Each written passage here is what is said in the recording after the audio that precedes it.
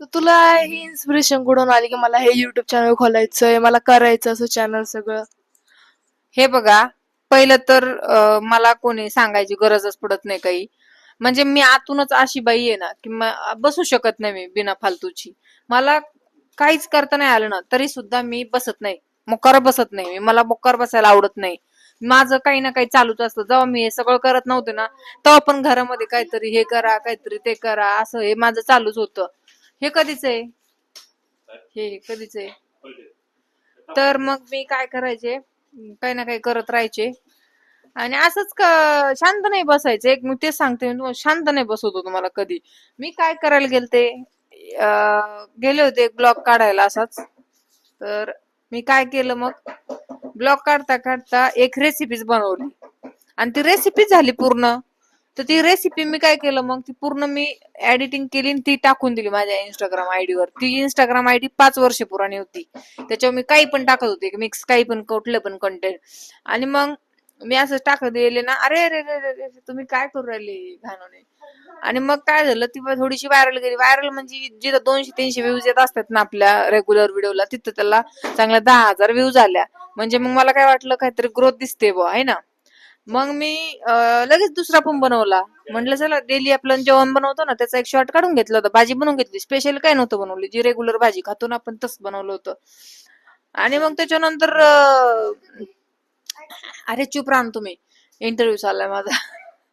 आणि मग काय झालं त्याच्यानंतर, मी मग दुसऱ्या वेळेस बनवली तर जिथं 10,000 मग ही गेली होती ना तिथं चांगली ती 30,000 गेली.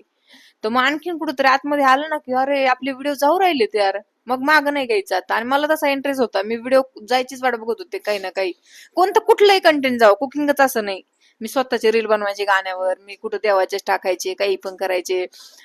आणखीन सुद्धा त्या माझ्या कुकिंगच्या आयडियावर आहेत ना 7 लाख फॉलोअर्स येतं. पण त्यात जर तुम्ही खाली जाऊन बघितलं ना तर कुठलं काही मिक्स दिसन तुम्हाला. तर मग मी काय केलं, तर ते दुसरा व्हिडिओ टाकला, तो छान गेला. मग मी लगेच सुरूच केलं, म्हटलं आता आपले व्हिडिओ चांगले जायला लागलेत. म्हणजे ते 30,000 20,000 व्ह्यूज ना, जिथं 200-300 व्ह्यूज येतात ना लोकाला, तिथं लय मोठे असतात ते 30 आणि 20,000 15,000 पण व्ह्यूज. तर मग मी काय केलं, टाकतच राहिले. म्हटलं नाही आता बंद नाही करायचं आपल्याला. तर मग मी बनवत राहिले. तर मग माझे लय तर लय तिसरा तिसरा नाही चौथा किंवा पाचवा शिवरात्र आली होती, महाशिवरात्री. तर मग मी खिचडी बनवली होती. मला एकादश होते आधी, म्हणून म्हणते ना तुम्हाला, मी स्पेशली कधीच काही बनवलं नाही की आज व्हिडिओसाठी बनवले नाही. घरात जे बनते तेच बनवलं होतं मी पहिल्यांदा. आणि मग मी काय केलं, तर शिवरात्र आली होती, मग एकादश होती मला आधी, म्हणून मग मी एकादशीला उपवास धरते ना मी, माझी खिचडी बनते ना साबुदाण्याची. तर मग मी तिला बनवून घेतलं. आणि शिवरात्र येणार होती, म्हटलं मग देवा टाकून. मग मी काय केलं, उद्या शिवरात्र आहे ना तर आजच टाकली होती खिचडी साबुदाण्याची. आणि मग माझा तो चौथा किंवा पाचवा व्हिडिओ असेल जो मी पोस्ट करत होते, मग तो चांगला म्हणजे टाकला. आणि मग दुसऱ्या दिवशी शिवरात्र होती, साबुदाणा लोकांना म्हणजे बनवास लागणार होता. तो काय माहित कसा मग तो चांगला व्हायरल जायला लागला हळूहळू हळूहळू. म्हणजे तो माझा फर्स्ट व्हिडिओ चांगला 2-3 मिलियन वर गेला. म्हणजे तुम्ही बघू शकता मग किती लवकर ग्रोथ झाली. मग तिथून त्या शिवरात्री देवाचं म्हणजे हे माझा आशीर्वाद माझ्या पाठीमाग. आणि मग मी तो शिवरात्रीपासून तो माझा व्हिडिओ व्हायरल गेला ना, तर तिथून पुढं मी जे पण काही बनवण ना, मग ते कमी माझं कधी व्हायरल म्हणजे झालं नाही असं होणारच नाही. मग ते माझं व्हायरलच होत गेलं. मग जो साबुदाणा व्हायरल झाला ना त्याच्यानंतर मी काहीतरी केक वगैरे बनवला गुळाचा आणि कणकीचा, हेल्दी म्हणजे.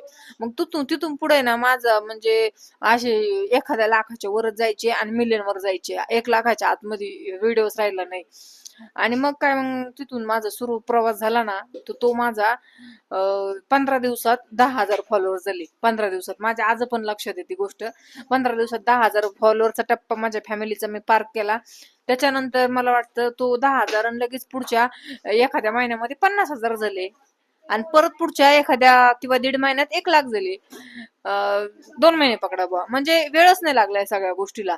मग आता 1 लाख त्याच्यानंतर 2 लाख, हे 3 लाख 4 लाख हे तुम्हाला सांगू शकत नाही मी. म्हणजे त्याच्यानंतर माझा तुम्ही प्रत्येक जरी म्हणलात ना व्हिडिओ व्हायरलच जात होता. कदाचित असं असायची की व्हिडिओ व्हायरल नाही केला, तो पण व्हायरल नाही केला म्हणजे 3-4 लाख जायचाच. पण मला कसं सवय लागली होती 1 मिलियनची, 2-4 मिलियनची, 7-8 मिलियनची, तर मला असं वाटायचं कमी गेलाय तो. पण तो पण लईच होता म्हणा. म्हणजे आता मग तिथून पुढे माझे व्हिडिओ व्हायरलच जायला लागले. म्हणजे पुढं त्याने स्टॉपच घेतला नाही. आणि तो टप्पा माझा आता जवळजवळ फक्त 6,000 फॉलोअर्स कमी राहिले तर 7 लाखाला. माझी फॅमिली एका वर्षात 7 लाखाला पोहोचली. म्हणजे तू 1 मिलियनला पोहोचणार लगेच. म्हणजे आता ते आपण सांगू शकत नाही, पुढचं आपण कधी काही सांगू शकत नाही. जे झालंय मी ते तुम्हाला सांगते. मी आता आता 7 मिलियनची माझी एवढी मोठी फॅमिली, मला स्वतःला विश्वास बसत नाहीये की मी एवढं लवकर पोहोचली तिथं. माहितीये का तुम्हाला? आणि मी खूप देवाचे आभार मानते, सगळ्या फॅमिलीचे मी आभार मानते, त्यांच्यामुळे मी आज इथं आहे. आणि त्याचबरोबर मग मी माझ्या मुलीचं पण मी करायचे ना, मग मुलगी पण छोटी माझी बघून बघून म्हणायची तू करते मला पण करायची, तू करते मला पण करायची. तिचा नाद मिटवण्यासाठी अशीच दुसरी एक आयडी बनवली होती. मग हाच व्हिडिओ मी 2-3 वेळेस इकडच्या आयडीचे त्याच्यावर टाकून दिलेले होते. तर तिनं म्हणत होती मला बनवायचं मला बनवायचं. तिचा असाच एक मी केला होता शिमला मिरचीच्या भाजीचा. मिरचीची भाजी. हा शिमला मिरची मिरचूची तर नंतर केलती. आणि नंतर मग काय तो व्हिडिओ बनवला तिचा आणि टाकला मी. आता तिचा व्हिडिओ म्हणजे काय तुम्हाला सांगू, मी तिचा फर्स्टच व्हिडिओ व्हायरल गेला. तो व्हायरल गेला म्हणून मी दुसरा बनवला.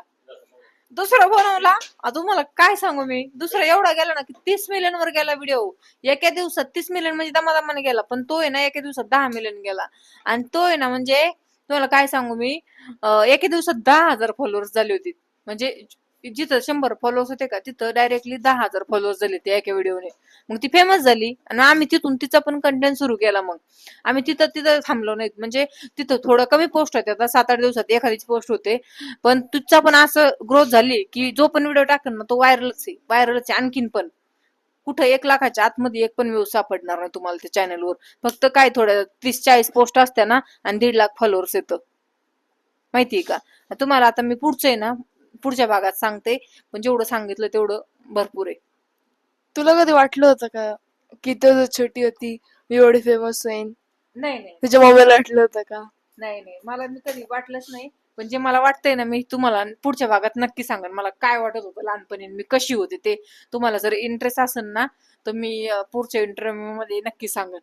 थांब मग जेव्हा तू चॅनल स्टार्ट केलं, मी जिथं म्हणलं ना मला ह्या याच्यात नाही सांगायचं तर जबरदस्ती नका करू प्लीज. चॅनल स्टार्ट केलं तेव्हा तुला वाटलं होतं का 5 वर्षानंतर एवढं जाईन मग होते ना माझे एवढे?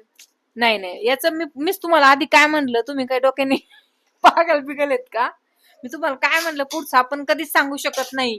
मी पुढचा कधीच विचार केला नाही.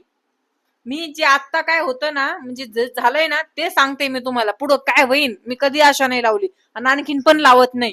तुम्ही मी काय ते बोलते ना ते जरा नीट विचार करून ऐका, ठीक आहे? तुला वाटलं होतं की तिथे जॉबच बनून जाईन एकदम, म्हणजे तुला इथे पैसे येते ना? अरे तुम्ही वेड्याच्यात. मग मी तुम्हाला आणखी नाही सांगते, पुढचं कोणीच कधी सांगू शकत नाही. हा मॅनर्सलेस तुम्ही येत एक नंबरच्या. कसे पण प्रश्न विचारतात. Sorry ma'am, so sorry. तुम्हाला जर विचारायचंय ना पुढचा माझा वेळ घ्या तुम्ही नंतर पुढच्या एपिसोड मध्ये. Free time. हा आता मी एकदम तुम्हाला सगळं नाही सांगू शकत, तुम्ही समजून घ्या माझं प्लीज. ठीक आहे. तुम्हाला जर इंटरव्ह्यू माझं ऐकूनच घ्यायचंय ना मी कशी होते काय होते तर तुम्ही पुढं माझं घ्या ना टाइम माझ्याकडून.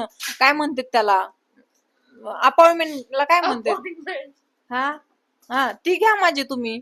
मी त्यात सांगते आता मला बिझी आहे, माझ्या घरात राडा चाललाय, मला ते काम करायचंय. माझा नवरा आणि मुलगी काम करू राहिली, मला काम करायचंय. तर तुम्ही म्हणलात विचारले प्रश्न इंटरव्ह्यू घेत म्हणून मी तयार झाले. पण एकदमच सगळं नाही ना सांगू शकत मॅडम मी. तुम्ही थोडेसे मला असं कमी वाटतात डोक्यामध्ये. तुम्हाला मी पुढच्या वेळेस सांगते. आता मी येऊ का? मला काम आहे ना. चला.